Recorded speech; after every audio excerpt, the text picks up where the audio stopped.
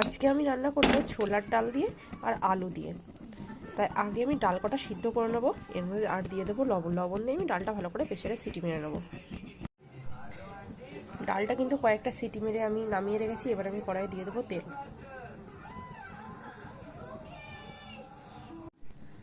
আমি কড়াইয়ে তেলটা দিয়ে দিয়েছি, তেলটা গরম হয়ে গেছে। আর আমি এর মধ্যে দিয়ে দেবো জিরে, তেজপাতা আর দুটো শুকনো লঙ্কা।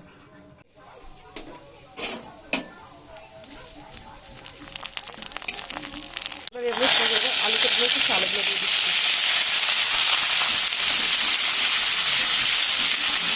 এবার এগুলো দিয়ে দেবো আমি লবণ, দিয়ে দিচ্ছি লবণ,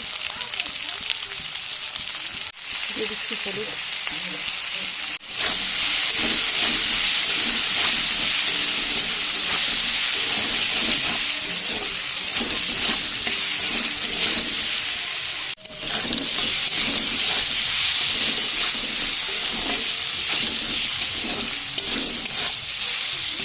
আলুগুলো ভালো মতন ভাজা হয়ে গেছে। তাই এবারে সিদ্ধ করা ডালটা ঢেলে দেবো।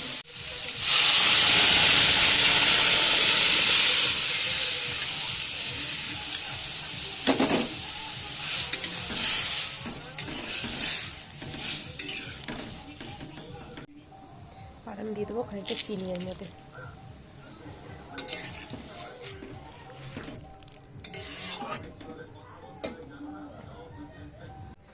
এবার এই আদাটা আমি থেতো করে নেবো। এবার এই থেতো করে আদাটা আমি দিয়ে দেবো এর মধ্যে।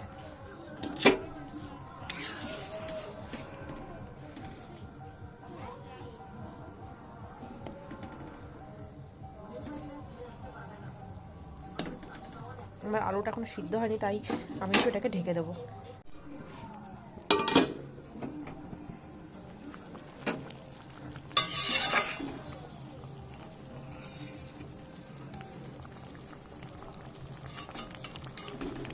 আলুগুলো একদম মোমের মতো নরম হয়ে গিয়েছে।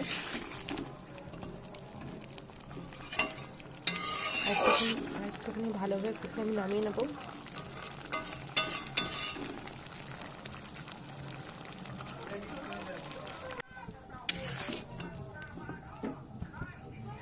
দেখো কতটা গাঢ় হয়ে এসছে।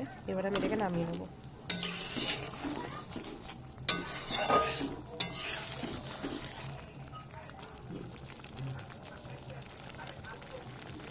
আমার ডাল রান্না কমপ্লিট, তাই ভিডিওটা আমি এখানে শেষ করছি।